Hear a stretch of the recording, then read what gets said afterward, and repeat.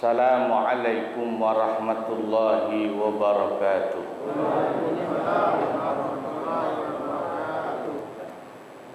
Bismillahirrahmanirrahim.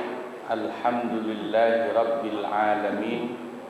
Wassalatu wassalamu ala sayyidina Muhammadin wa ala alihi wa sahbihi ajma'in, amma ba'du.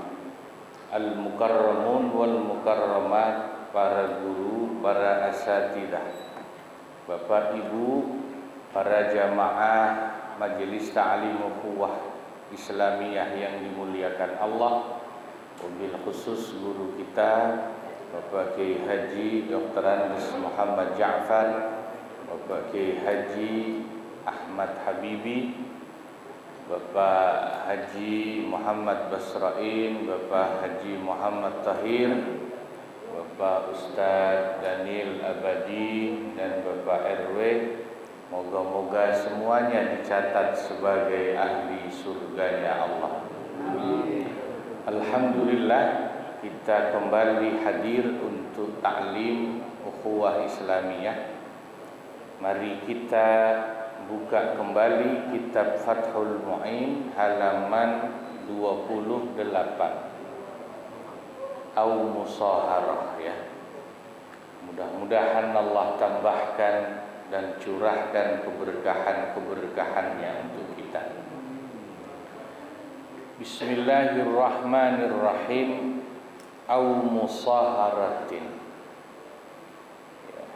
atau musaharah.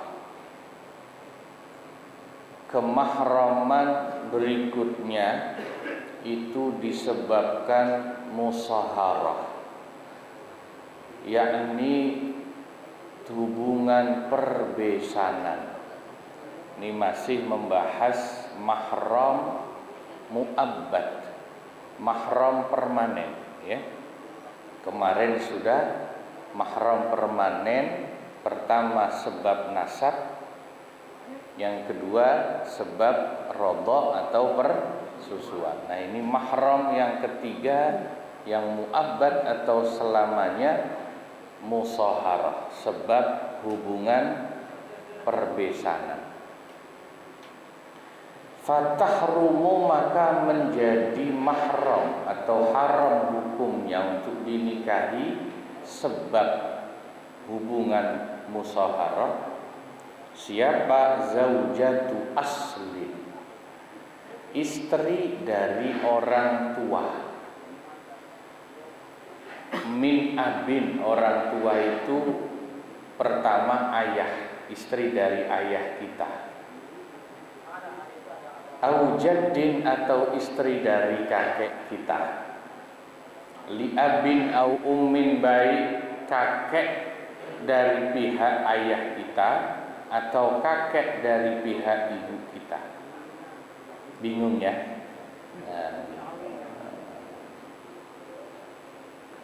Istri dari ayah kita itu siapa maksudnya? Ya, bukan ibu. Kalau ibu bahasa Arabnya ummi, Pak. Kalau ibu kita orang Arab bilangnya ummi, ibu. Kalau istri ayah kita itu ibu tiri. Ibu tiri. Lah ngapain dibilang ibu kita istri ayah? Kalau ibu ummi bahasa Arabnya, ya. Kalau istrinya ayah itu berarti ya istrinya ayah kita, tapi bukan ibu kita. Ya, ibu tiri. Nah, ini ibu tiri, istri dari ayah kita atau istri dari kakek kita, nenek tiri. Nah, kalau ibu kita, nenek kita sendiri karuan haram, sudah jelas itu, ya. Paham? Mereka mahram kita juga, ibu tiri, nenek tiri itu mahram kita. Menjadi mahram sebab musaharah. Musaharah karena menikah dengan ayah atau kakek kita. Dan itu mu'abbad, permanen hukum mahramnya. Ya, seandainya misal, ya, ayah kita nikah, udah tua nih ayah kita 60 tahun dengan istri yang baru, yang jadi ibu tiri kita umur 30 tahun. Terus nggak lama nikah ayah kita meninggal. Itu jandanya ayah kita sama kita, tuaan kita misalnya, masih cakep lagi, tetap nggak boleh mahram. Udah dinikahin ayah kita, maksudnya gitu loh. Wa in ala, dan ke atas seterusnya. Ke atas itu ya bapaknya kakek kita itu apa namanya? Buyut, nah, seterusnya pokoknya. Min nasabin, baik dari sisi nasab ayah atau kakek itu, au radha'in, atau dari sisi radha' ya. Nah, itu yang pertama. Wa faslin, dan istri dari keturunan kita itu juga mahram. Mini benin, maksudnya istri dari anak laki-laki kita, wa benihi, dan istri dari anaknya anak laki-laki kita alias cucu. Wa in safula minhuma, dan seterusnya ke bawah. Anaknya cucu terus ke bawah. Apa? Enggak, istri dari anak kita itu disebutnya apa? Manantu. Itu mahram mu'abbad. Seandainya anak kita cerai dengan istrinya, status mantan istri anak kita itu tetap menantu kita, mahram selamanya. Itu maksudnya ya. Berikutnya, wa aslu zaujatin ay ummahatiha, dan ibu dari istri kita itu juga mahram, disebut mertua. Binasabin aw radha'in, baik ibu istri kita itu sebab nasab atau sebab radha'. Maksudnya kalau sebab nasab ya ibu kandung, kalau sebab radha' berarti ibu susuannya istri kita. Wa in alat, dan ke atas terusnya nenek, ibunya nenek dan seterusnya.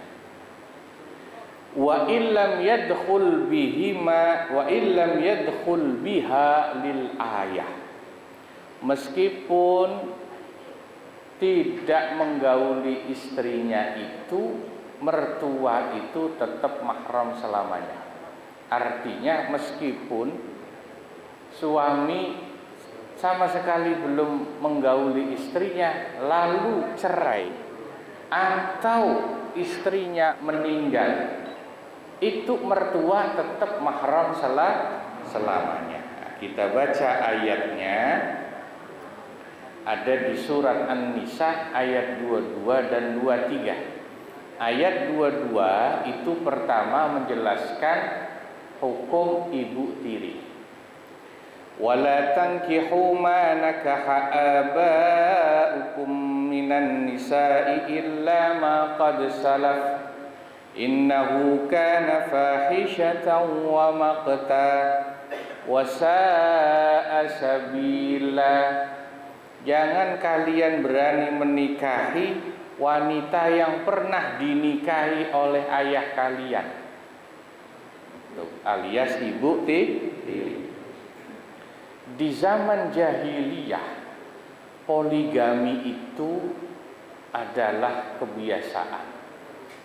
Orang punya istri banyak itu biasa, dan banyak istrinya itu muda-muda, sehingga ketika orang itu meninggal, istrinya masih muda, diwaris sama anaknya, dijadikan rebutan.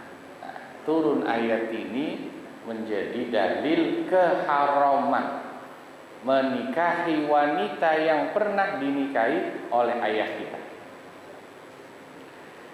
Nah, lalu dalil menantu dan mertua itu haram, menjadi mahram selamanya di ayat 23, ayat berikutnya. wa ummahatun nisaikum, dan ibu dari istri kalian, mertua ya.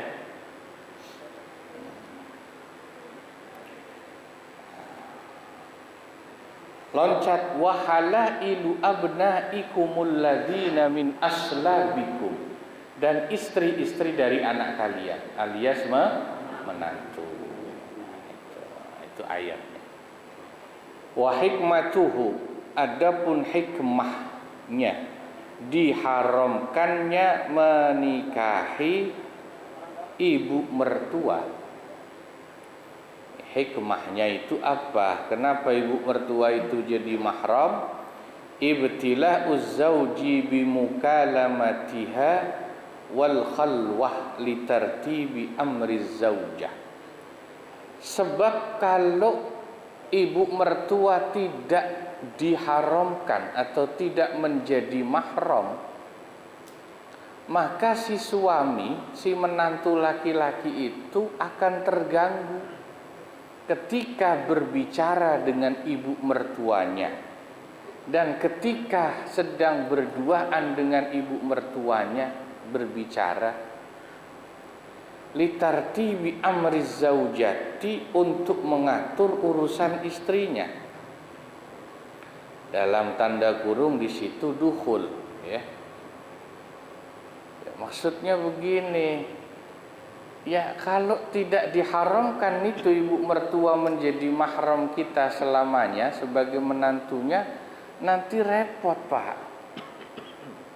Kalau pas ngobrol sama ibu mertuanya atau pas ketemu sama ibu mertuanya, padahal potensi nanti ibu mertuanya itu bisa dinikahi, kalau misalnya cerai sama anak perempuannya, itu kan nanti jadi canggung. Bener nggak kira-kira? Ya, ya kadang mantu sama mertua jadi canggung. Sebab kadang-kadang mertua juga ada yang masih muda dan cakep juga. Maka agama syariat Islam menetapkan bahwa ya kalau sudah menikah dengan perempuan, ibunya perempuan itu atau mertua kita itu ya ibu kita juga, haram dinikahi. Gitu ya. Supaya tidak ada konflik. Tidak ada konflik. Faharumat kasabiqataiha binafsil aqdi, maka menjadi haramlah ibu mertua itu sebagaimana haramnya dua golongan sebelumnya yang di awal, yaitu menantu dan ibu tiri. Binafsil aqdi, hanya dengan sebab akad nikah semata. Lihat tabakana min dalika, supaya bisa menunaikan tugas tersebut. Maknanya binafsil aqdi itu kemahramannya otomatis terjadi hanya dengan akad nikah tanpa perlu ada syarat hubungan intim dengan istri. Itu sudah jatuh hukum mahramnya. Ayah kita nikah sama perempuan, meskipun perempuan itu tidak digauli, berarti ibu tiri kita itu mahram selamanya. Anak kita nikah dengan perempuan, berarti mantu. Nikah tanpa hubungan intim sudah menjadikan hukum mahram jatuh. Kita nikah dengan perempuan hanya dengan akad nikah saja tanpa berhubungan intim, mertua sudah menjadi mahram selamanya. Itu maksudnya. Wa'lam, dan ketahuilah, annahu yu'tabaru fi zaujatayil abi wal ibni, bahwa sesungguhnya diharamkannya menikahi istri ayah, yakni ibu tiri, wal ibni, dan istri dari anak, yakni menantu, wa fi ummi zaujah, dan dari ibu istri kita, yakni mertua, ingda adamid dukhuli bihinna, ketika tidak ada hubungan intim dengan istri itu, ayyakunal aqdu sahihan, disyaratkan akad nikahnya akad nikah yang sah. Akad nikahnya yang menyebabkan jatuhnya hukum mahram itu harus akad nikah yang sah. Maksudnya akad nikah yang sah gimana, Pak? Akad nikah itu ada yang sah, ada yang tidak sah. Yang sah itu yang memenuhi syarat rukun. Ya, yang memenuhi syarat rukun. Saksi ada, wali ada, ijab kabul bener, itu sah. Pengantin ada, itu sah namanya ya. Kalau kurang satu tidak sah. Misalnya saksinya kurang atau walinya tidak ada, itu namanya tidak sah.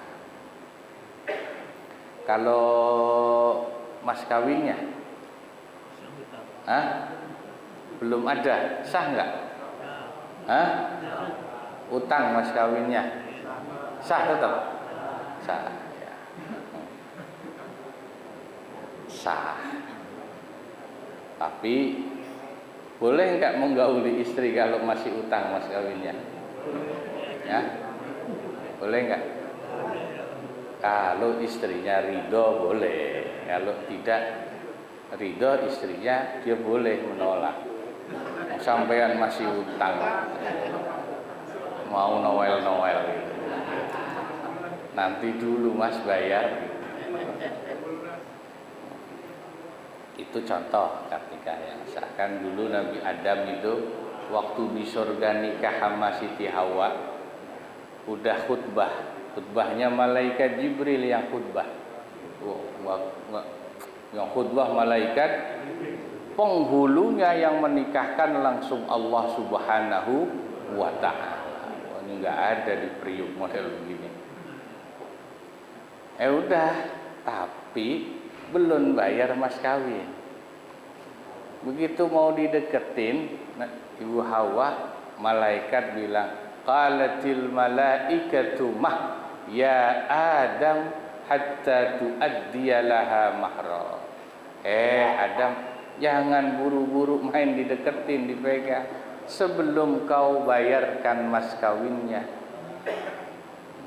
Nah itu nanti jadi dalil. Memang nggak bagus kalau belum bayar mas kawin langsung ngedeketin istri. Nah, Nabi Adam tanya, qala wa ma mahruha, apa mas kawinnya? Qalu an tusalliya ala Muhammadin khatamil mursalin. Mas kawinnya kau baca salawat kepada Nabi Muhammad sallallahu alaihi wasallam, penutup para nabi. Itu cerita pertama kali terjadi sejarah pernikahan manusia. Itu Nabi Adam dan Ibu Hawa. Wa kadza fasluha. Demikian juga menjadi mahram selamanya anak dari istri kita. Siapa? Anak dari istri kita kok cucu? Anak tiri gitu loh Pak. Bahasa kita fikih itu memang begitu, harus teliti. Anak dari istri kita itu siapa? Ya anak tiri.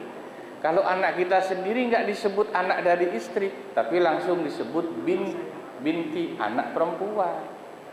Sama seperti tadi, istri ayah itu bukan ibu kita. Kalau ibu pasti bahasanya umi gitu. Ya berarti ibu tiri. Kalau anak dari istri kita berarti anak tiri. Itu juga mahram selamanya. Binasabin aw radha'in, baik sebab nasab atau radha', walau biwasitatin, meskipun anak tiri itu sudah terputus dengan satu periode, yakni cucu maksudnya.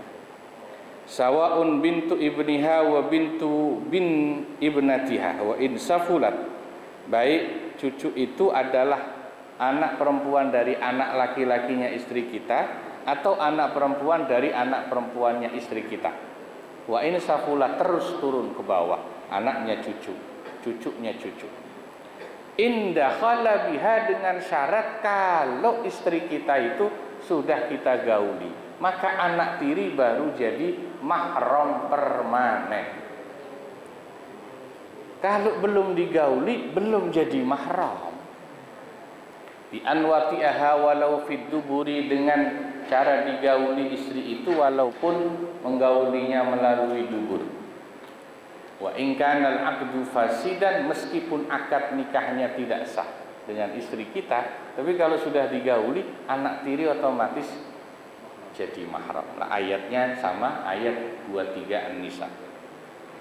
Waroba ibukumul lati fi hujurikum min nisaikumul lati dakhaltum bihin fa illam takunu dakhaltum bihinna fala junaha alaikum. Rabaib itu jamak dari ketarabib, anak tiri. Dan anak-anak tiri kalian yang kalian telah menggauli ibunya, maka jadi mahram. Tapi fa illam takunu dakhaltum bihin, kalau kalian belum menggauli istri kalian itu, anak tiri tidak jadi mahram, gitu ya. Wa in kana al-aqdu fasidan, yang terakhir di sini disebut meskipun akad nikahnya fasid, tidak sah, tetap jadi mahram kalau sudah digauli. Tidak sah tadi sudah disebutin ya, tidak lengkap syarat dan rukunnya. Wallahu a'lam bishawab. Wal maaf, kurang lebihnya mohon maaf. Wassalamualaikum warahmatullahi wabarakatuh.